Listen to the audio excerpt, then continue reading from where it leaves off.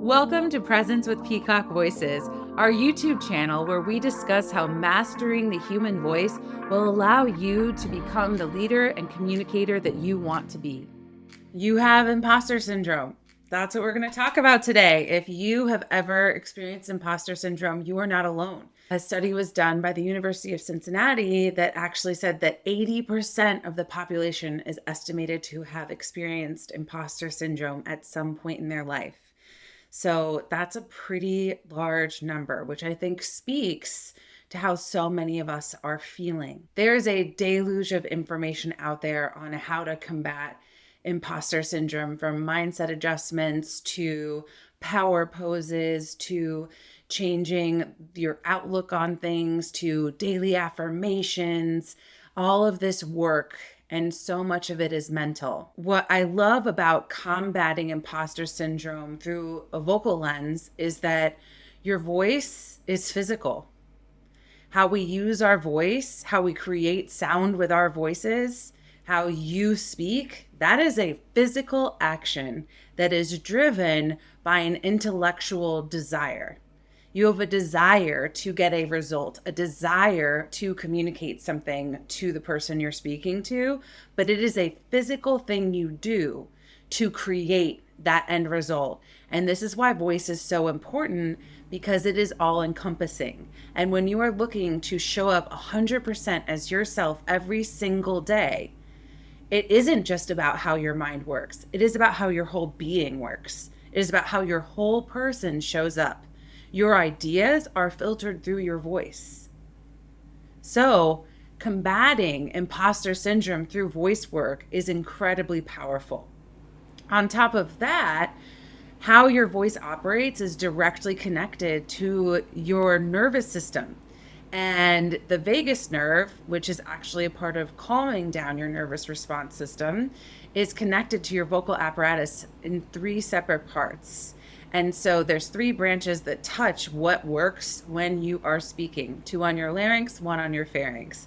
And so using your voice can literally help you change your body's response to situations you're in. So how do you learn to use your voice to combat imposter syndrome and actually allow you to show up as 100% yourself in the workplace?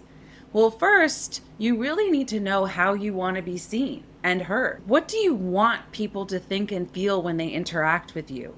For me, I want people to see me as a knowledge leader, as a teacher and an educator, as someone who is energetic and passionate about what it is that I do.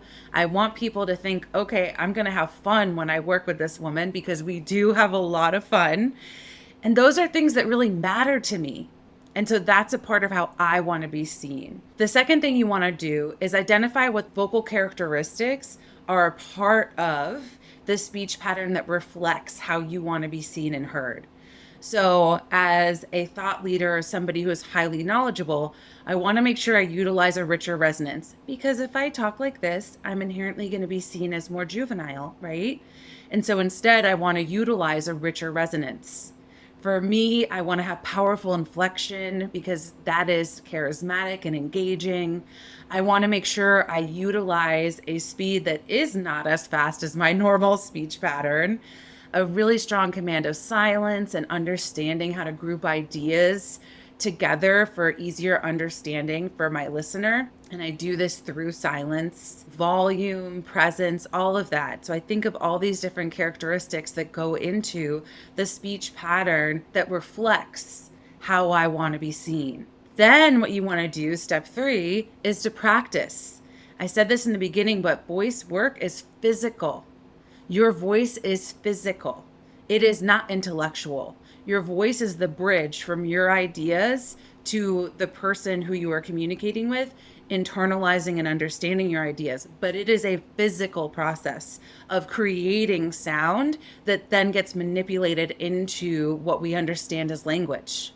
And so having a very clear understanding of what your body is physically doing to create the resonance you want, to create the inflection you want, to have the speed that you're looking for, to utilize silence the way that you want to to have energy, to have volume, all of that is physical.